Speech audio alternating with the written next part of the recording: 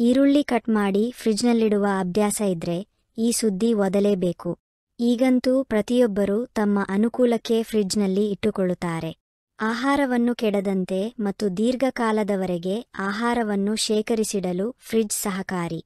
ಆದರೆ ಫ್ರಿಜ್ನಲ್ಲಿ ಕೆಲವೊಂದು ತರಕಾರಿ ಹಾಗೂ ಪದಾರ್ಥಗಳನ್ನು ಇಡುವಾಗ ಎಚ್ಚರದಿಂದ ಇರಬೇಕು. ಬೆಳಗಿನ ಉಪಾಹಾರ ಮಧ್ಯಾಹ್ನದ ಊಟವನ್ನು ತಯಾರಿಸಲು ತೆಗೆದುಕೊಳ್ಳುವ ಸಮಯವನ್ನು ಕಡಿಮೆ ಮಾಡಲು ನಾವು ಸಾಮಾನ್ಯವಾಗಿ ಫ್ರಿಜ್ನಲ್ಲಿ ಕತ್ತರಿಸಿದ ತರಕಾರಿಗಳನ್ನು ಸಂಗ್ರಹಿಸುತ್ತೇವೆ. ಆದರೆ ಕತ್ತರಿಸಿದ ಈರುಳ್ಳಿಯನ್ನು ಫ್ರಿಜ್ನಲ್ಲಿ ಇಡುವುದು ತುಂಬಾನೇ ಅಪಾಯಕಾರಿ.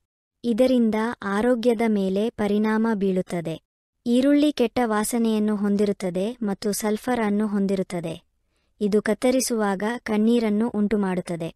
ಕತ್ತರಿಸಿದ ಈರುಳ್ಳಿಯನ್ನು ರೆಫ್ರಿಜರೇಟರ್ನಲ್ಲಿ ಇಡುವುದರಿಂದ ಅದರಲ್ಲಿ ಬ್ಯಾಕ್ಟೀರಿಯಾಗಳು ಬೆಳೆಯಲು ಕಾರಣವಾಗಬಹುದು. ಪರಿಸರದಲ್ಲಿ ರೋಗಕಾರಕ ಬ್ಯಾಕ್ಟೀರಿಯಾಗಳಿವೆ. ಇದರಿಂದಾಗಿ ಈರುಳ್ಳಿ ಆಕ್ಸಿಡೀಕರಣಗೊಳ್ಳುತ್ತದೆ ಮತ್ತು ಈರುಳ್ಳಿ ಹಾಳಾಗುತ್ತದೆ.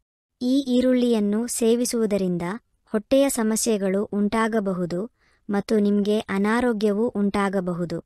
ಅಷ್ಟೇ ಅಲ್ಲ, ರೆಫ್ರಿಜರೇಟರ್ನಲ್ಲಿ ದೀರ್ಘಕಾಲ ಇರಿಸಿದಾಗ ಈರುಳ್ಳಿಯಲ್ಲಿರುವ ಪೋಷಕಾಂಶಗಳು ಸಹ ಕಳೆದು ಹೋಗುತ್ತವೆ.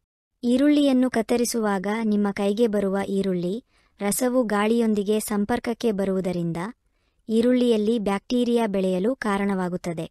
ಅದಕ್ಕಾಗಿಯೇ ಕತ್ತರಿಸಿದ ಈರುಳ್ಳಿಯನ್ನು ರೆಫ್ರಿಜರೇಟರ್ನಲ್ಲಿ ಇಡುವುದನ್ನು ನಿಷೇಧಿಸಲಾಗಿದೆ.